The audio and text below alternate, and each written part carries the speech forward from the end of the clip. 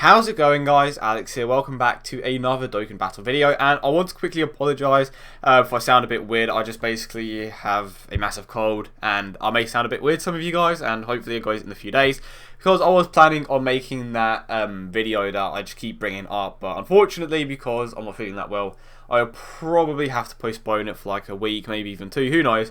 But I hope you guys are having a great day, and today we are going to be going over the farmable units that you can get from the new GT event.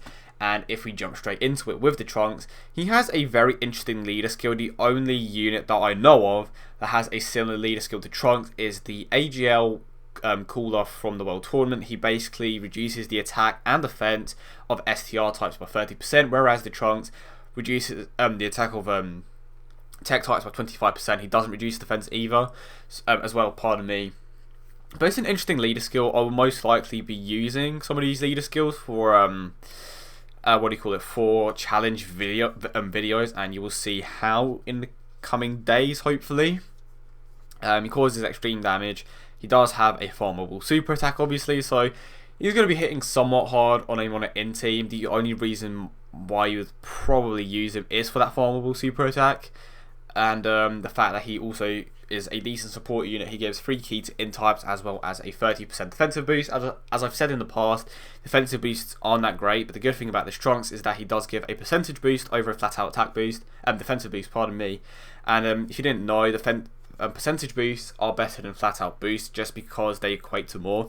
And if you want me to go more in depth in a different video, do let me know in the comment section down below. I know I'll bring it up quite a few times during my during my SSR analysis videos, and it can confuse a few people. So if you want a more in-depth video, do let me know. But let's move on to his links. He has Super Saiyan, Coward, the Vegeta family, Loyalty, Thirst for Conquest, GT, and Hatred of Saiyan. So the problem with this card straight away is that he doesn't have Shocking Speed or Prepare for Battle, so he doesn't fit too well on a mono in team. But the good thing is, he does give free key to int types. That is the important part. He doesn't link that well with the units in that specific unit group, especially on an optimal team. But if you are just starting out, he is a pretty damn good unit. Say you have Buhan, you bought the blue stone, you went for Buhan, and you don't have that many great in-type units. He's decent because he gives free key to all in-types, pardon me. So he's basically Turles without the restriction.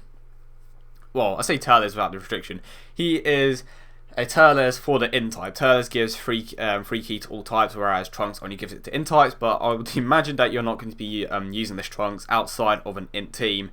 So he's a decent unit. He has a farmable super attack. He gets free key to in types. He gives a defensive boost, which can be okay, I guess.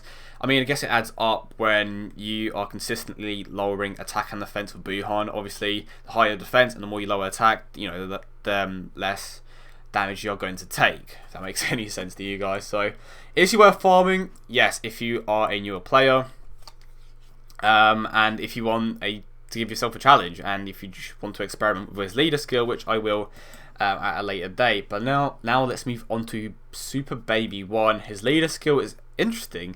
He basically has the leader skill that Pan, Trunks, and Arale have, but the only actually Zamasu as well, but the only difference is that he doesn't give any key. He only gives the 30% stat boost. He causes supreme damage. He gets a 5,000 attack and defensive boost. He has GT, Shattering the Limit, Nightmare, Metamorphosis, Thirst for Conquest, Hatred of Saiyans, and Coward. So his links actually aren't that bad. He isn't a support unit like Trunks. He does have the GT link, which is definitely becoming more common, especially for the AGL type. You have units like Super Saiyan 2 GT Goku, who Dokkans from Super Saiyan Goku GT. You have Super Saiyan 4 Vegeta, so he fits pretty damn well. He has Shattering the Limit, which he also shares with that Super Saiyan 2 GT Goku. But for the most part, he doesn't have any common links like Prepare for Battle, Shocking Speed. But he actually can fit pretty well because of the amount of support in that team, especially if you run a unit like Super Saiyan Rose, who gives free key to extreme types anyway.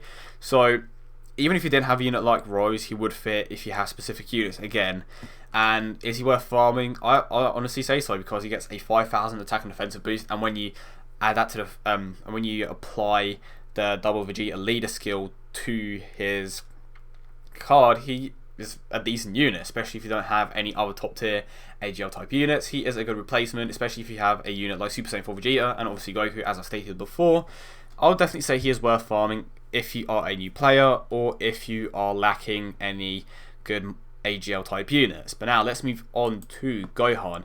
His leader skill reduces AGL attack by 25%, so he basically has the exact same leader skill as the Trunks, except it's for AGL types. He causes extreme damage. Again, he is a support unit like Trunks, Tech Key +3 as well as a 30% defensive boost. He has Super Saiyan, Coward, Kamehameha, Loyalty, Thirst for Conquest, GT and Hatred of Saiyans. GT Link definitely isn't as common on a monotech team. Super Saiyan just provides an attack boost, Coward, Kamehameha, Loyalty, Thirst for Conquest. So the main key link here is obviously GT and unfortunately it doesn't fit too well on a monotech team.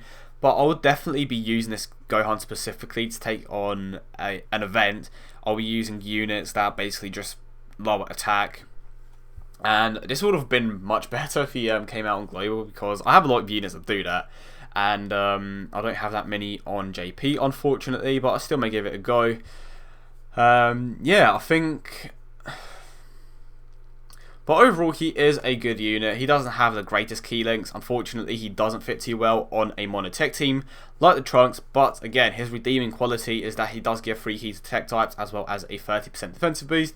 So he isn't the worst unit. I would say that he is worth farming, especially if you don't have any top tier tech type units. He honestly isn't worth your time if you already have several top tier units.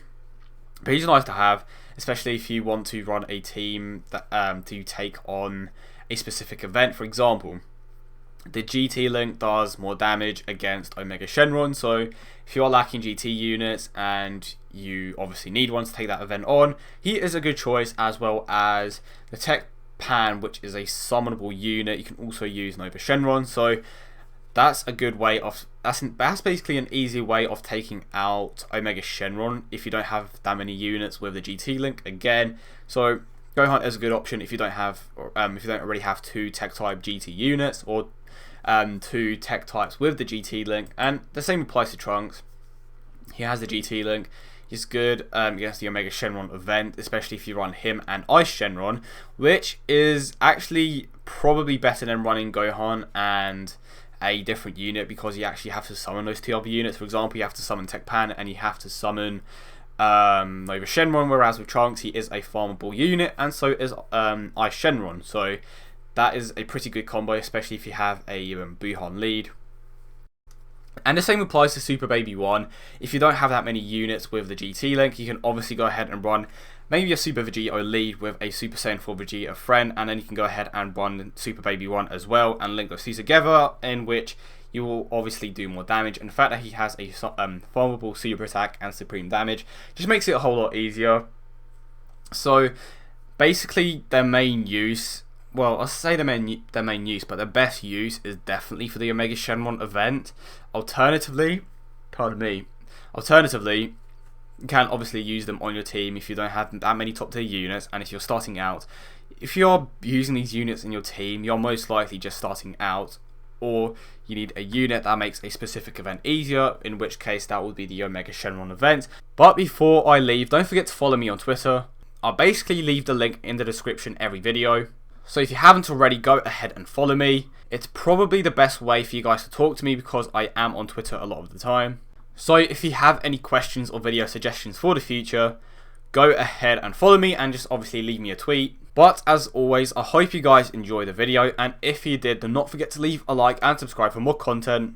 I hope you all have a great day, and I will see you all in the next one.